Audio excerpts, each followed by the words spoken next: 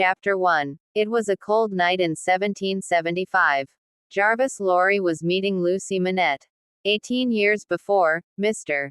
Lorry's customer at Tellson's Bank, Paris, was wrongly accused and put in prison.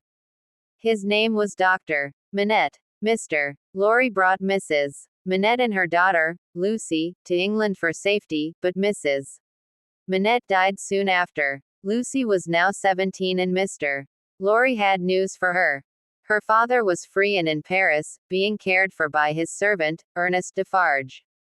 A beautiful woman with golden hair entered the restaurant, where Mr.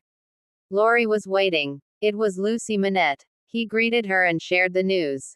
"Your father is alive. We are going to bring him back to England." Lucy agreed to go to Paris immediately. Ernest Defarge's shop was in a poor district of Paris. He led them up narrow stairs to a room at the top of the house.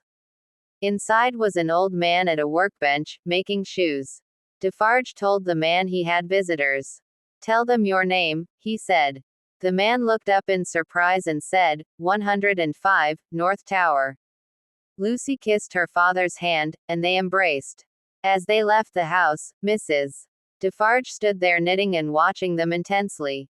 On the boat to England, it was stormy. A Frenchman called Charles Darnay helped Lucy with her father. Arriving in England, they said goodbye.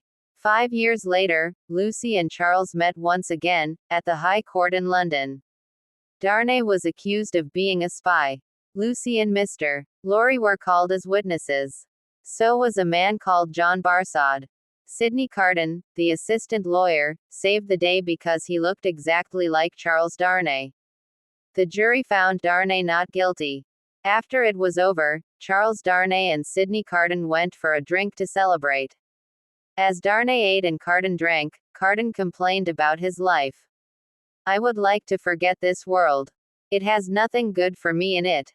Silence followed until Carton suggested they celebrate and make a toast.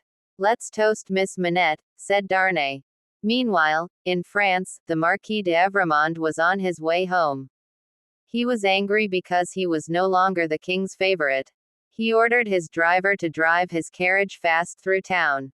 Suddenly, there was a cry of pain as the carriage hit a young boy. A man stood next to the carriage holding his child in his arms.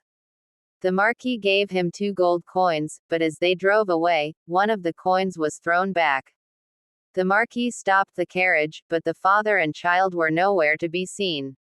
When the Marquis got home, his nephew, Charles Darnay, was visiting from England. Their conversation was unfriendly. Charles accused his uncle of putting him in prison. "Our name is more hated than any name in France," Darnay said. "Good," the Marquis said. "People must be afraid of us. I give up France. There is a curse on this land. I will return to England," said Charles Darnay. That night, the Marquis d'Evremond went to bed proud of all his land and riches, but in the morning, he did not wake up. He lay dead in his bed with a knife in his chest. There was a note, which read, "Drive him fast to his grave." This, from Jacques.